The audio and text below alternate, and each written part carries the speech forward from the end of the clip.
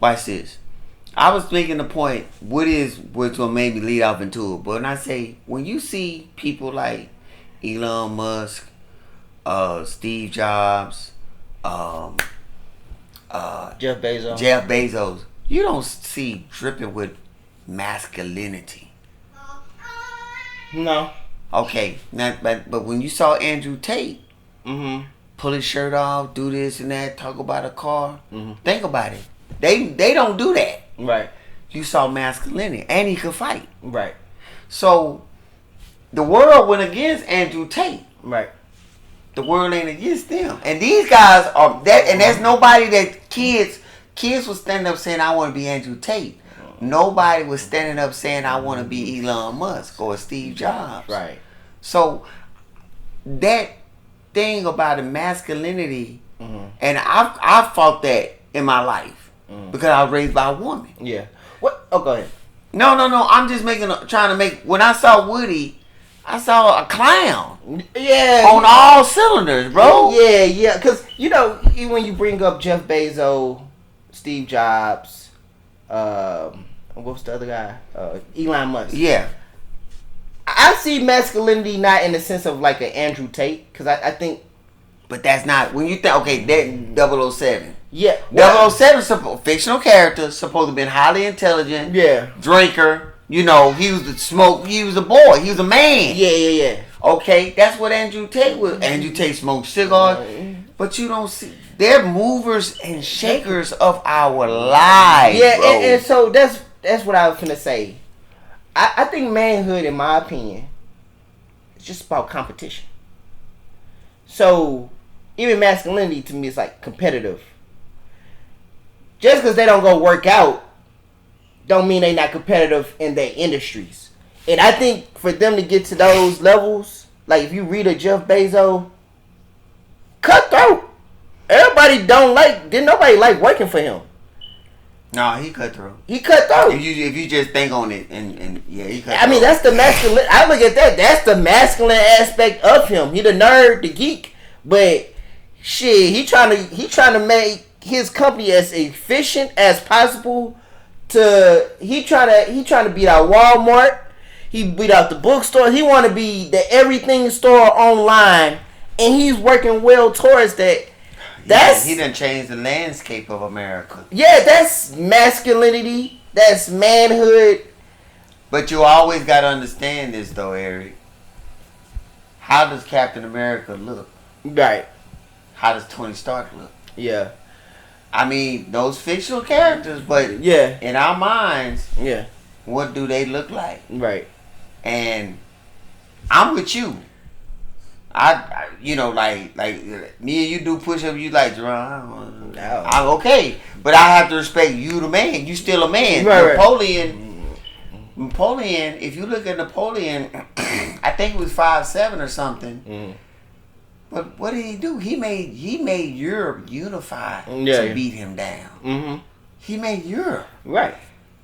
Same thing with Alexander the Great. Alexander was maybe 5'8" or if that. Right. And he unified Greek and went over and tore up Persia. Yeah. You ever heard of the Mau Mau in Africa? Yeah. You know what the average height for them was? Man, I want to say they were 6. No, 5'5". Are you serious? 5'6". Are you serious? Yeah, and the group that they fought against was, I think their average height was like 6 something. Before the white people came. Right. And they said they used to, the Mau Mau, those people used to kick their ass in war and take their women. Mind you, these guys average is like 5'6", 5'5". Like I have a guy that I work with. He's 6'5". Okay. Interjecting on that real quick. That's why I let all that. Man is a man. Yeah, and I don't go, if you a man and you don't like to work out, you a man. If you a man, you a man. Yeah. So this is my take. Like I told this guy at work, he's 6'5". I said, I'm 5'4". My goal would not, and I said I'm just using you as an example. My goal is not to engage with you in a physical battle. I got you. I like that. I'm 5'4", bro. You grab me, I feel like you have the capacity to literally pick me up and dump me on my head and kill me. Okay. Survival. Man, you come up to me playing, I may be like, let you come in. I respect. I had to put that in my. You know me. Yeah. I had to start putting that held up there. Yeah, so I say, when you short, you have to. Even when you, but that okay. Even when you can get God, brother. Yeah, it's that one dude that he will match up with the equation. Yeah, you gotta be like more so like strategic in how you move and operate and how to win and how to like the goal is to. I don't want to lose this battle. You know what I mean? Mm-hmm. And I think all men have that mentality. We have that because we know it's a potential to get hit. I done learned that. Yeah. And when I meet people, I say, man, you talk a lot. You ain't never been hit. Yeah. Most women ain't been hit. Yeah, Because you wouldn't, come on, man. Yeah, I mean, I could share on here. The first time I ever got in a fight, I didn't even know I was getting in a fight, Jerome. I got beat up and embarrassed. My first time ever getting in a fight. That was at the Boys Club of St. Louis. And I just Boys Club. Man, and I was around Amos' age. I was like 7. And I'm on the basketball court. I think he was playing football, wiffle ball, something. And this kid stepped on my head. I just said, hey man, watch where you step in next time. He said, what you say? I said, man, you stepped on my head next time. Before I could get it out, he got me on the ground. He on top of me. Bop, bop, bop, bop, bop. Big dude too. Yeah, he was like 2 or 3 years older than me. Wow. Didn't give you no.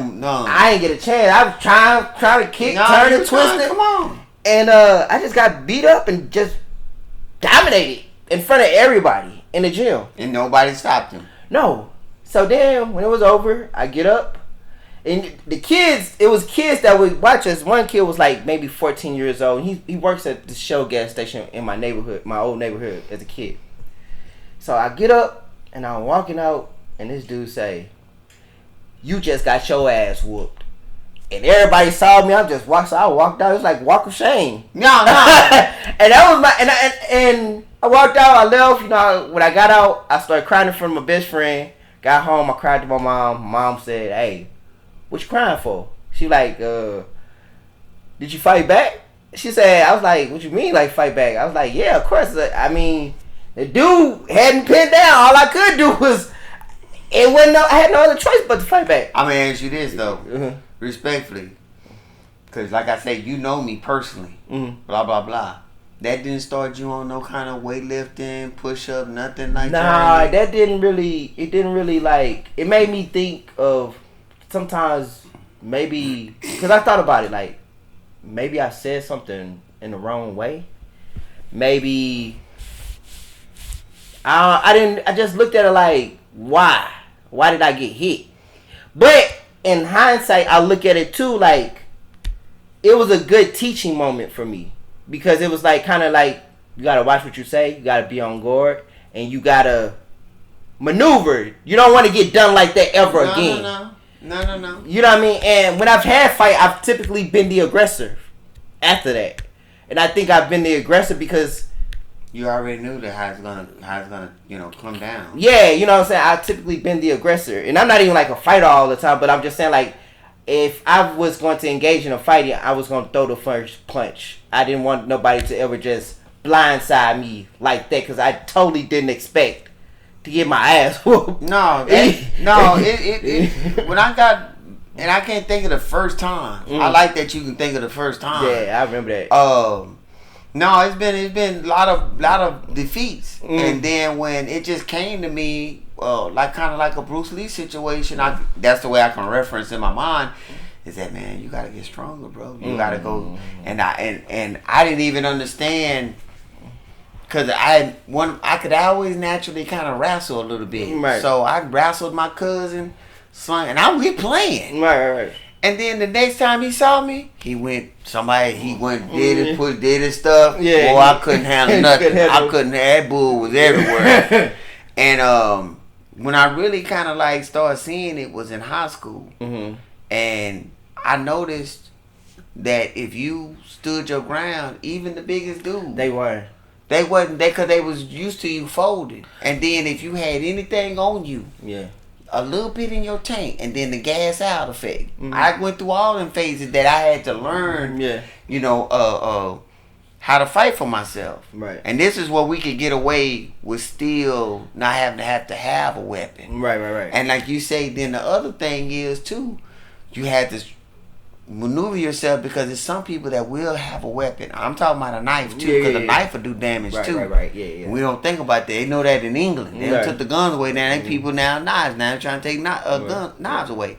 So I had to learn, and then I did have a smart mouth. Mm-hmm. But I knew that if I was 6'4", you wouldn't mess with me. Yeah. And, I mean, cause like for me, I've seen, and then I also been on a where I say like, I've never really been the shit talker guy. So, but cause I always kind of like as a kid, I always seen a shit talker get their ass whooped. So I've never been that, and for me, what I learned from fighting in elementary school, middle school, because in middle school I went to the principal office for fighting all the time. What I learned is most people really just don't want no problems. The bully, he just want to bully you and go. He don't want to engage in that.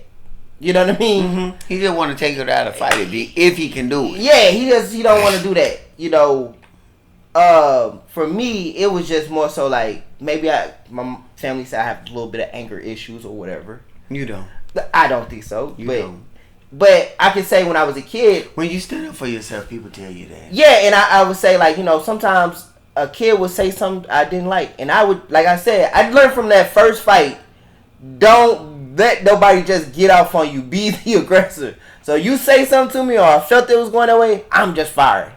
No, I'm just because firing. I'm like, you know, like, hey man, you said something like this. Me like now and for a while, if you step and I say, hey man, damn, you just stepped on my hand, and you go there, then I'm ready. Yeah, 'cause I ain't wrong. Yeah, you stepped on my hand, you know, but I've had to learn because I've had bad moments in my life where I was upset and it did fester out. Mm-hmm. Is that watch your anger, bro? Yeah. It can't be because your life.